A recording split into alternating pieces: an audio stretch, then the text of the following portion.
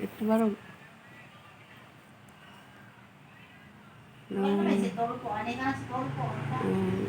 Good afternoon mga kakriyal.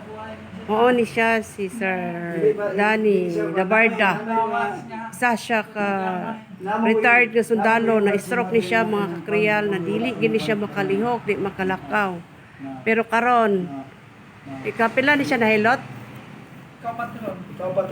Ikatulo nahilot. Kaluyan sa Ginoo, maora ni siya. May nagid kay mula ka wala na gid to iyang mura na gid siya wala gid siya na stroke. May na gid siya wala na gid siya kuan nga pare sa tong galisod gid siya lakaw di gid siya kalihok di siya maka. Oh, may na gid kay siya. May na mo sayaw. Ay, wala sayaw ko. Ana. Nakita mo si YouTube. Ni si Sir Danny Labarda, retired nga sundalo. May nagid siya kayo. Sayaw na, instructor ni siya sa Zumba.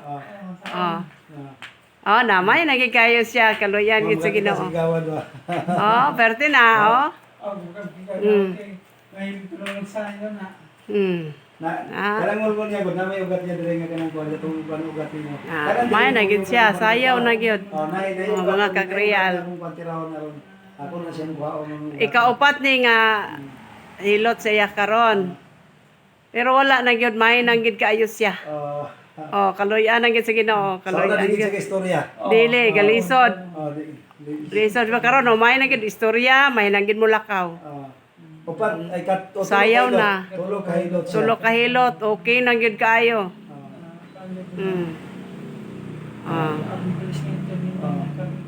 Gusto mo sila mulantaw sa imo ha? Ang pupod, ang gusto sila mulantaw. Ampo gyud. Kini ang naghilot yapon dito niya. Ikaw nga kakita lang mo ni Labarda. Musayaw na dito. Suki na mo. ako panod ko baski sa gabi. Kaya mo to, yun si Ipan Pagawad. Gusto siya wala ko man sa kita ang mga ni. Istorya naman. Hindi ko na yung nagsisinte.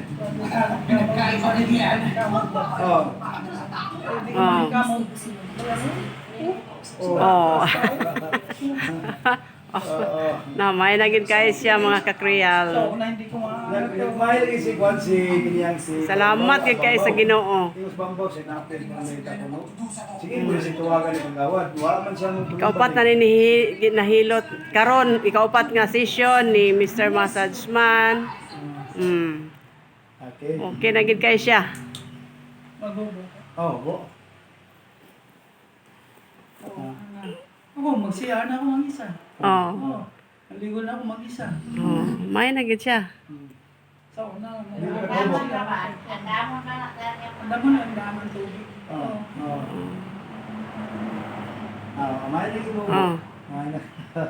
Kahubo na siya sang kuan sa una di man na kungkong man na iyang kamot. Kaluyan na gid siya sa Ginoo na ayo na gid siya.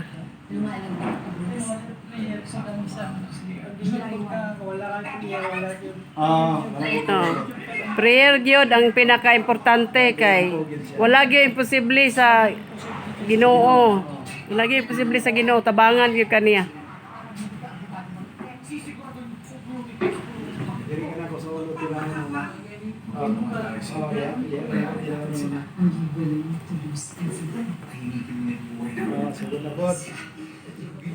Dili na gyud ka maperwisyo Ma'am Des. Takilid siya. Itakilid. Karon mga kakriyal, kondisyonon lang gid yang lawas kay okay naman siya. Pero dahil hindi ko makita yung mukha ng babae,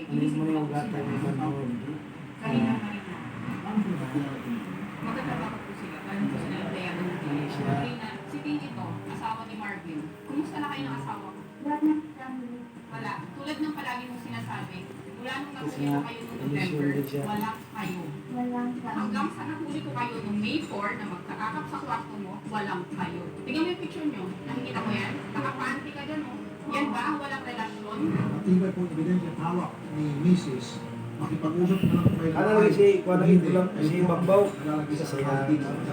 wala na na-apit. Kuhan man siya, magawa na si Katoy karong kuhan daw. Brad, John? Oo, buduhan daw si Katoy. Sir, naku, sabit ka rito sir. Kasi may picture talaga na magkapatong kayo. Hindi mo pwede i-deny ito. Ano bang plano sir? Ba't kayo napunta ngayon dito? Yun nga po, kung ano po pwede namin pag-usapan ng asawa ko. Kasi before ko po yan, pinag-usapan ako namin kasi ng asawa. Opo sir. So, ang issue po niya is meron na po ako kami na office natin. Okay. Ito po, hindi na kabit yan. Ay, hindi po, hindi po. Ano lang yun? Kaya, yun po, sumulat ko sa inyo. Walang ko sa anak. Kaya, Okay. ako po unang natulog yan. Hindi ko napansin. Kami din po, hindi ko na natulog sila. Yun ang pinigil ko namin. Pinabukasan. Dalawa kasi nga. Ako. Okay. Pero before po yan, may mga kasama po kami. Ate din po yung kanina, Okay. yung asawa niya, and then pinsan po nila. So, anong plano po ninyo? Actually, sabi ko ako sa yung araw mga asawa, kung pwede po kami na pumabayas. Good. Good. Kung ano yung mapag-usapan namin, pag-uusapan po namin. Kasi simulat sa pulang po siya yung unang Hindi, babae sa gamo na bahay. ganyan din. Ba't siya Muna naman? muna, gamo na. Hindi ko alam kasi pinagpipilitan niya ako. Na meron kaming relasyon. Kini mo tingnan ka ba? Okay. So, yan po yung magkaibigan ng ganyan. Opo, opo. Ang lagay niyan, walang nangyari. Wala po. Oh, okay. Ilan po anak mo sir? Tatlo po. Sige sir, ako po'y tutulong na para kayo po'y mapagbati. Ito naman po talaga ang mission namin sa programa ito. Pag mayroong pamilya na nag-away, kami po'y nagtutulay na para pagbatiin, pagbuuhin, at huwag paghiwalayin at magpakatawaran. In this case, pwede ka naman magpakumbaba and mabibigyan kayo ng pag-apology na parang, kasi sir, lumabas ko po sa social media. If I were you, pag make an apology sincere, huwag na kayo nagbigay pa ng mga explanation. Kasi sir, ito between you and me. Yung kung sasabihin mo kaibigan mo na gano'n, haba lang po yung debate ninyo. Pupuntahin ka ni Mrs. Susupalpaling ka niya. Iinit ang ulo mo. So kung gusto mo makapilis, sir, I don't know, it's up to you. Sasabihin mo yung sitwasyon mo, totoo, and then mag-sorry ka, magpakumbaba ka, I think patatawarin ka lalo pat meron kayong tatlong anak. Siyempre, kung isa, dahil nanay is nanay, no? Kapakanan ng mga anak, ang isip na ng nanay, napapatawag ka na. First time yung mangyayari ito, second, third, fourth, fifth time. And ganitong klase yung mga sitwasyon na nabalitaan nyo na meron kang iba. First time, second Yan time, po, yan po yun. first time. At hindi pa po ganun yung relasyon. O di, madali ka napatawag kung first time Yung mo. nga po bakit ganun ka lalaking galit sa akin since November po or September sinasabi. Ang sinasabi niyo po, nasundan mo na kayo. Yun nga po, yun po yung time na sinundan na kami. Bakit po, saan sila takuan ng idea? Meron ba nag-tip sa kanya? Yung din po hindi ko alam kung paano siya nagkakaroon ng So, ibig sabihin magaling sa intel, sa misis. mga kautos ko dito sa mga kasama na pwede magsabi sa kanya, mga kaibigan. Pero nakapagtataka po, hanggang dyan po yung sa apartment na, kahit ako po, hindi ko po alam ng apartment ng ni Karina. Pero siya alam. Hindi ko rin po alam kung paano nalaman. Give credit where credit is due, meaning talaga magaling si misis. Siguro po, yung siyang gawing director ng CIA. Ano, galing sa intelligence. Hindi ko po natin. Joke. Sige po, usapin kayo mamaya ng misis. Advice na po. Kayo po magpapakumabak mamaya kasi kayo po may kasalanan. Suyuin po siya. Kasi, ma'am, nandito na po si Mr. Ang kung sasabihin sa kanya. Actually po sir, gusto ko pong marinig kung ano yung sasabihin niya. Para sa akin po, sa kanya nakadepende yung magiging decision ko ngayon. Yung haba nung pagsasabi mo na meron akong karelasyon ng office mate, sinasabi ko sa iyo dati pa, na wala kang relasyon. Pops! Sir, gusto mo take two? Ang take two nito. Ikaw, gusto mo ituloy sinasabi mo o gusto mo ng take two? Tuloy na po kami. Tuloy na lang. Gusto mo tuloy.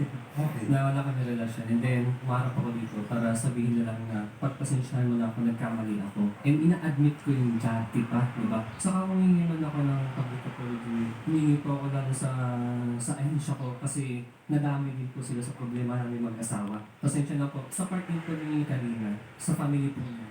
Pagpasensya niyo po na stable naman kayo na dapat hindi kayo kasama sa tunay ng mga kasama. Gusto ko sugutin mula dun sa unang sinabi niya. Bago ko pa man po malaman yung November na chats nila ng babae, halos lahat na po ng kaopisina nila nakakapansin sa unusual na friendship nilang dalawa. Una pa lang, pinagsabihan na po sila nung immediate supervisor nila na tigilan yung ganyang act sa loob ng opisina, be professional, lalo ka na, Marvin, may asawa ka, at ikaw, Karina, dalaga ka. Sa kanila pong magbabarkada, silang dalawa yung pinaka-close, madalas silang nakikita nagkakarutan. Di po kasi narutan yun. Ang pinag-uusapan namin doon, dahil bakit po siya ron, is more on kailangan niyang matuto at tumituwali po namin siya.